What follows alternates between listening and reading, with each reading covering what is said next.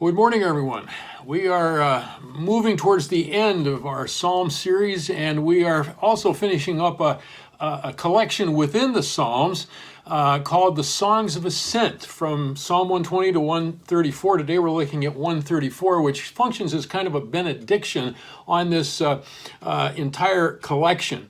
Now, scholars tell us that this collection of songs called the Songs of Ascent were probably used by the pilgrims as they would make their way to Jerusalem 3 times a year for various festivals. And it was normally thought to be a kind of a benediction. And just to recreate the scene for you, as the pilgrims would reach Jerusalem after this long journey, they would go immediately to the temple. That was the first thing you wanted to do, because that was what symbolized the presence of God in their midst, in the midst of their nation. And they would engage in a kind of a call and response with the Levites. Now, the Levites were kind of like the National Guard of the ecclesiastical realm. They would be on a tour of duty where they would actually stay or be housed in the temple, and they would have different shifts because the temple was constantly lifting up blessing and praise to God. And then, of course, they would go home to their villages, and another group of priests or Levites would come in. And so when the pilgrims would get there, they knew that there was always going to be, no matter how late it was, there would be some priests there. And so they would go and they would issue their call to the Levites, and then the Levites would respond. Now, it might also help just to think in terms of the larger flow and structure of the book of Psalms. You remember, Psalm 1 says, "How blessed is the man who does not walk in the counsel of the wicked, or the path of sinners, or the seat of scoffers, but his delight is in the law of the Lord. And in his law, he meditates day and night." And so it's contrasting. It's making a contrast between two choices right at the beginning of the book. It's saying some people are going to, move away from God, and others are going to move towards God and his word and follow him.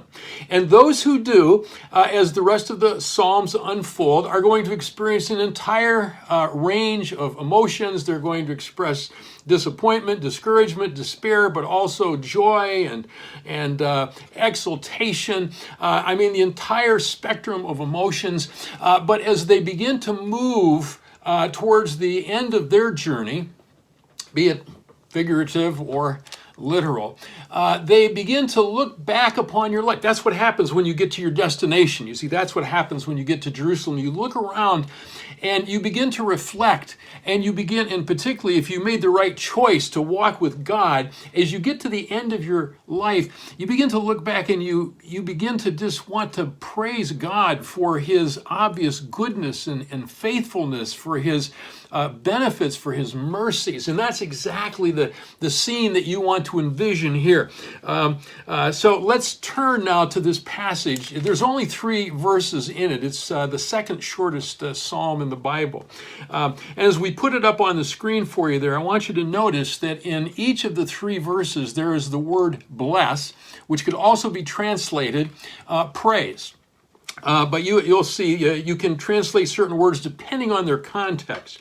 Now, let's just look through it, particularly with this eye to praise. And what we're going to see is that the people are going to call out in verses 1 and 2 to the priests, or the Levites in the temple, and then the priests, the Levites, are going to offer a benediction upon the pilgrims who have arrived at Jerusalem, okay? Psalm 134. These are the pilgrims speaking to the Levites in the temple.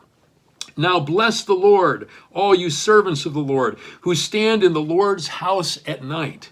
And then verse 2, "Lift up your hands in the holy place and bless the Lord." If your heart is lifted up with thanksgiving and praise over the goodness of God, it's a very natural expression to lift up your hands, which was very much a part of Israel's worship.